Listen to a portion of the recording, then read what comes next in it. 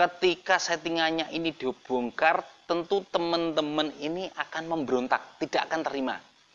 Itulah kejadian real yang terjadi hampir di seluruh Indonesia. Ketika dia ini sudah yakin dan percaya dengan salah satu channel dan menganggapnya ini adalah seorang Gus atau apalah.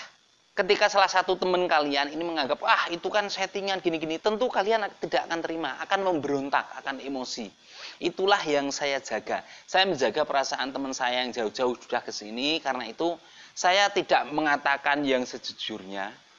Hanya saja di situ saya tidak mau ketika diajak untuk mengantar ke rumahnya si orang tersebut. Untuk menilai konten-konten yang settingan ini sebenarnya mudah loh ya teman-teman.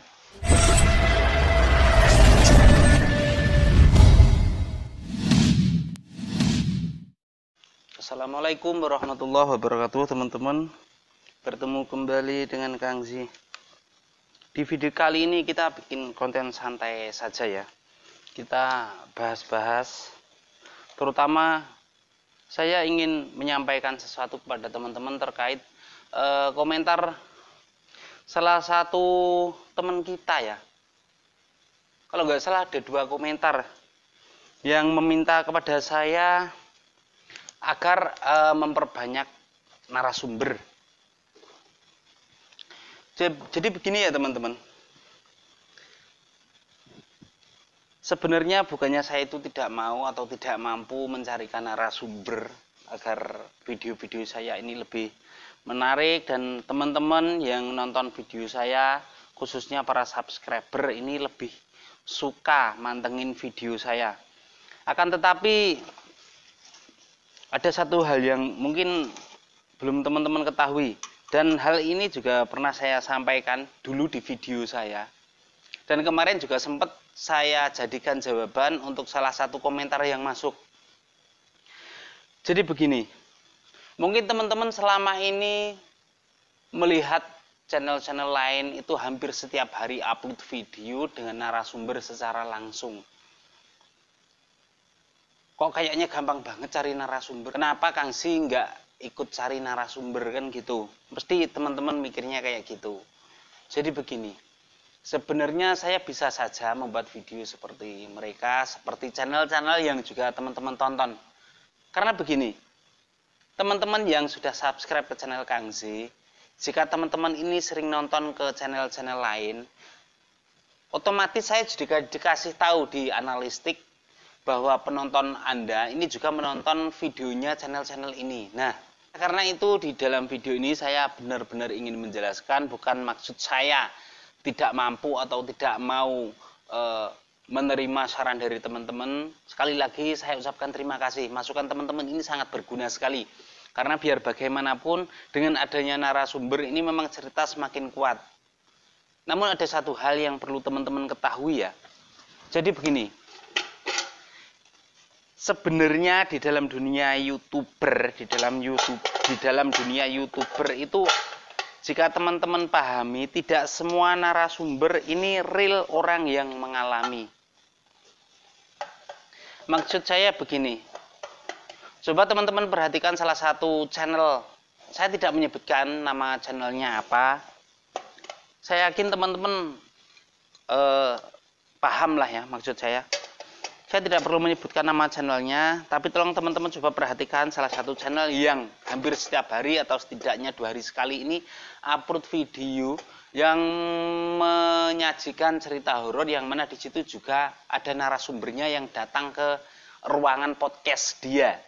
Mungkin teman-teman yang statusnya sebagai penonton ini menganggap ternyata mudah ya cari narasumber, ternyata gampang.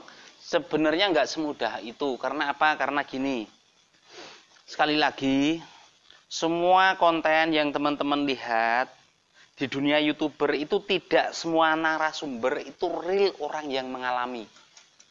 Ini pengalaman saya pribadi ya teman-teman. Karena memang saya sering sharing dengan YouTuber-YouTuber lain.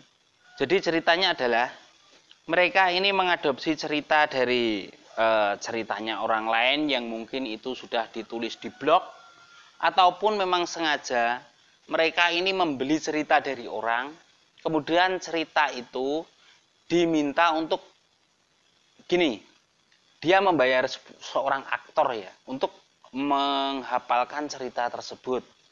Nah, setelah siap, dia ini akan diajak podcast sama dia, bercerita yang seolah-olah dia yang mengalami. Dengan alur cerita, semua aktor-aktor atau orang-orang yang terlibat di dalam cerita yang tertulis tersebut ini namanya diganti. Itu salah satunya, itu hanya baru salah satu. Baru salah satu ya teman-teman. Untuk yang lain, ini seperti kasus yang dialami oleh teman saya. Bahkan teman saya ini sampai gagal menulis buku karena apa? Karena semua cerita yang dia simpan di catatan Facebook fanpage yang niatnya ini kedepannya setelah terkumpul akan dibukukan, ternyata di situ tanpa pengetahuan dia ini bahasa kasarnya dicuri lah. Kenapa saya bilang dicuri? Karena begini, kronologi, lokasi, dan hampir titik-titik horornya saat ketemu dengan makhluk gaib ini sama persis. Yang beda hanyalah aktor yang ada di dalamnya. Saat itu teman saya ini sudah komplain ke salah satu channel tersebut, tapi tidak digubris. Saya tidak tahu alasannya apa. Yang jelas, tidak semua video itu real ya teman-teman. Itu yang perlu teman-teman ketahui. Kecuali begini, teman-teman menonton atau mendengarkan cerita horor di YouTube itu niatnya hiburan. Kalau memang teman-teman niatnya hiburan, ya udah nikmati saja apa yang mereka sajikan. Tapi kalau teman-teman ingin mencari edukasi atau ilmu baru atau setidaknya pembahasan yang agak berbeda dengan yang lain, ya silahkan tonton videonya Gangsi. Tapi bukan berarti saya ini tidak menerima masukan teman-teman, tidak. Bukannya saya ini tidak mampu untuk mencarikan narasumber, tidak. Tapi yaitu tadi, jika saya diminta untuk menyajikan narasumber yang hampir setiap upload video itu ada narasumbernya, itu adalah letak beratnya saya. Saya nggak bisa kok kemudian disuruh berpura-pura, teman saya pura-pura mengalami hal seperti sedemikian rupa, kemudian saya sajikan ke teman-teman. Saya nggak mau, karena menurut saya itu sifatnya gimana ya, lebih ke penipuan sih. Ya meskipun teman-teman yang nonton ini bodoh amat dengan hal itu, tapi ini untuk prinsip saya pribadi.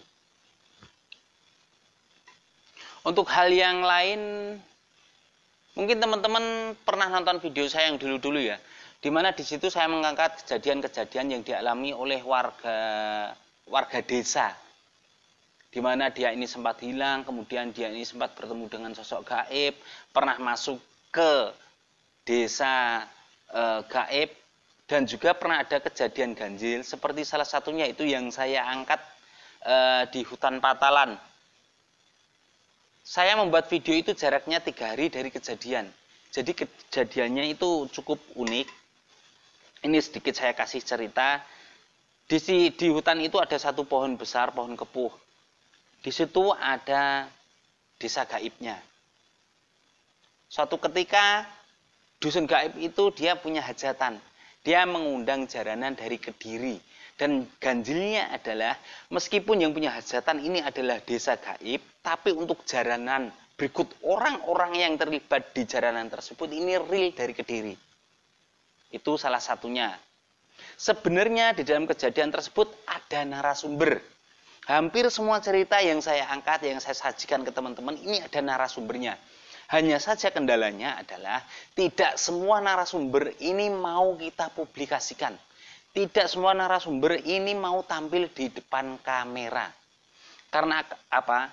Semakin paham orang tersebut akan titik-titik gaib, akan hal-hal gaib, orang itu akan semakin tertutup.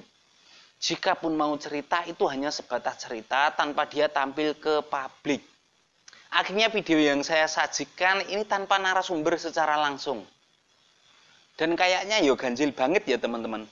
Kejadian yang terjadi di sana, di gunung sana, Tapi hampir semua narasumber ini bisa dia datangkan di ruangan podcast dia.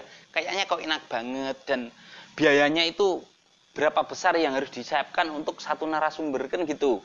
Itu sedikit keganjilannya jika kita memperhatikan ya. Karena itulah, sekali lagi jika teman-teman memperhatikan video saya, di situ pasti untuk tempat podcastnya, untuk tempat wawancaranya, itu pasti di rumah si narasumber itu di video saya. Saya datang ke daerah orang yang mengalami kejadian, kemudian saya silaturahim ke rumahnya, saya tanya mau tidak saya publikasikan, saya videoin, kalau memang mau ya alhamdulillah. Kalau tidak mau ya saya tidak bisa memaksakan. Karena itulah di video Kang Z itu jarang sekali ada narasumber. Sekali lagi tolong ngertiin saya, jangan paksa saya untuk membuat video-video horor, cerita-cerita horor yang sifatnya ini settingan. Karena saya ini sudah terlalu banyak dosa, saya nggak mau menambah dosa saya dengan menipu teman-teman. Lebih baik saya punya penghasilan kecil tapi itu murni dengan kejujuran saya, daripada penonton banyak, pendapatan besar tapi itu hasil dari rekayasa, dari settingan. Untuk gambaran lainnya begini ya teman-teman. Mungkin sekitar 1 atau 2 tahun terakhir ini viral dengan konten-konten tentang melawan dukun santet. Ini ada cerita lucu. Jadi begini, salah satu channel besar yang menyuguhkan konten-konten seperti itu, dia ini seperti orang sakti yang mampu melawan dukun. Ini satu kecamatan dengan saya, boleh dibilang tetangga saya lah. Dari awal saya sudah tahu kalau itu settingan, tapi ada teman saya yang jauh dari daerah Jawa Tengah, dari daerah Demak itu jauh-jauh datang ke Ngawi, menemui saya, minta untuk diantarkan ke orang tersebut. Kayaknya dia ini ngefan banget, ingin bertemu, ingin silaturahim ke padepokannya. Ya dengan alasan yang mudah saya bilang maaf saya sibuk. Karena apa? Karena begini, saya mengetahui posisi teman-teman sebagai penonton. Ketika teman-teman ini sudah terlanjur ngefan dengan salah satu sosok, ketika settingannya ini dibongkar, tentu teman-teman ini akan memberontak, tidak akan terima. Itulah kejadian real yang terjadi hampir di seluruh Indonesia. Ketika dia ini sudah yakin dan percaya dengan salah satu channel dan menganggapnya ini adalah seorang gus atau apalah, ketika salah satu teman kalian ini menganggap, itu kan settingan gini-gini, tentu kalian tidak akan terima, akan memberontak, akan emosi. Itulah yang saya jaga. Saya menjaga perasaan teman saya yang jauh-jauh sudah ke sini, karena itu saya tidak mengatakan yang sejujurnya. Hanya saja di situ saya tidak mau ketika diajak untuk mengantar ke rumahnya si orang tersebut. Dengan alasan saya sibuk. Nah, untuk menilai konten-konten yang settingan ini sebenarnya mudah loh ya teman-teman. Karena apa? Karena begini. Seperti halnya dengan cerita-cerita horor itu tadi. Entah itu cerita horor tentang pendakian yang terjadi di Gunung Lawu, ataukah di Gunung Rinjani, atau di Gunung Salak, di Gunung Slamet, dimanapun itu. Jika teman-teman melihat kok kayaknya narasumber ini mudah banget didatangkan, mudah banget mencari narasumber, itu perlu dipertanyakan. Karena apa? Karena begini, seperti yang saya jelaskan tadi, mencari narasumber itu tidak semudah itu ya. Ditambah lagi diperkuat banyak sekali cerita-cerita yang sudah diambil, kemudian dikomersilkan oleh mereka. Ketika dimintain klarifikasi, mereka ini tidak merespon. Ditambah lagi jika teman-teman ada waktu luang, coba carilah referensi-referensi dari media sosial lain. Contohnya begini, teman-teman sempat menonton cerita horor yang disajikan oleh salah satu channel tentang kejadian, contohnya gini, bertemu sosok penunggu Gunung Salak. teman-teman jangan langsung hanya fokus dengan satu sajian yang disajikan oleh satu channel itu. Cobalah masuk ke situs-situs horor atau cerita-cerita horor lainnya. Jika teman-teman di situ nanti kok menemukan cerita yang sama, teman-teman perhatikan tanggal upload dibandingkan dengan tanggal penulisan cerita di dalam situs itu tadi, duluan mana. Dari situ teman-teman akan tahu mana sih yang real, mana yang tidak. Di sini bukan maksud saya untuk menjatuhkan channel-channel mereka, enggak. Karena memang di sini saya sama sekali tidak menyebutkan channel apa itu. Tapi ya itu tadi, jika teman-teman terlalu menuntut, kalau Kang Si ini tolong diperbanyak narasumbernya, kayaknya agak berat. Tapi kalau hanya 1-2, insya Allah saya masih mampu. Karena itu tadi, untuk mencari narasumber orang-orang yang mengalami kejadian ganjil, tidak semua orang ini mau ditampilkan ke publik. Biasanya orang-orang seperti itu hanya mau bercerita secara pribadi, kemudian saya baru menceritakan lagi. Karena apa? Karena begini, orang yang lebih tahu, orang yang lebih paham tentang gaib, dia tidak akan membuka itu semuanya. Tidak akan mengumbar. Karena apa? Karena ketika dia ini tampil di depan kamera, itu sama saja dengan menunjukkan, ini loh saya punya kelebihan ini, saya bisa masuk ke alam gaib, saya bisa komunikasi dengan alam gaib. Itu yang teman-teman perlu ketahui. Saya rasa sambil packing ini tadi sudah selesai, ya wis, tasnya saya tutup ya teman-teman.